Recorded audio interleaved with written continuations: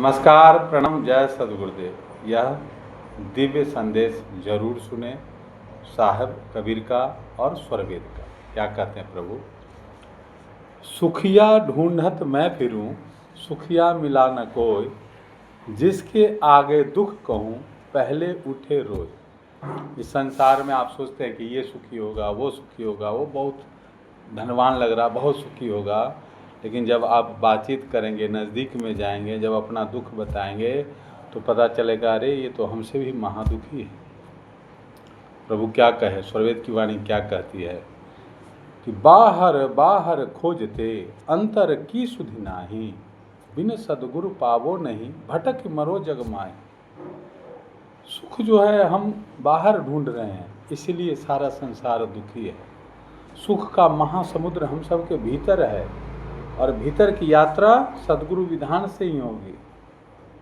सदगुरु के शरण में दिन अधीन बन के रहने से हो हम सब आंतरिक सुख का अनुभव, आनंद का, परमानंद का जो रस है, प्रेम की धारा, प्रेम धारा तार धार लग जाएगी आपकी हमारे।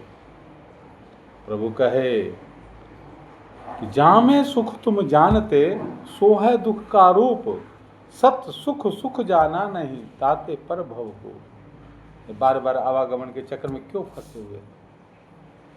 हम प्रकृति जन्य भोगों को ही सबसे बड़ा सुख मानते हैं, ऐन्द्रिक सुख को, सांसारिक सुख, भौतिक सुख। वो क्षणभंगुर है, अल्पकाल के लिए है, नश्वर है, सदा एक रस में रहने वाला नहीं है।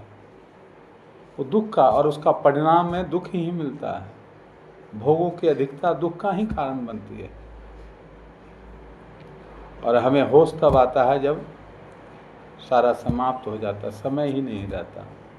इसलिए समय रहते चेत जाएं। प्रभु क्या कहते हैं कि सुख का सागर पास है, हे मतिमंद गंवार, खोजो सदगुरु शरण में, मिले खुलत द्वार।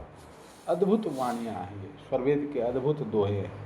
अध्यात्म पिपासुओं के लिए, जिज्ञासुओं के लिए, जो अपनी आत्मा का कल्याण चाहते हैं, जो मन के चंगुल काल के बस से बचना चाहते हैं, जो इस माया के जाल से छूटना चाहते हैं, उनके लिए अमृत है ये संदेश। प्रभु कहे कि हरि से जन तू हेत कर, कर हरिजन से हेत, माल मुलुक हरि देते हैं, हरिजन हरि ही दे। इसलिए सद्गुरु कृपा ही केवलम। अध्यात्म बिना सद्गुरु के नहीं, बिना संत की सेवा किए नहीं। जो कुछ भी है सद्गुरु कृपा का ही आधार है। जय सद्गुरुदेव।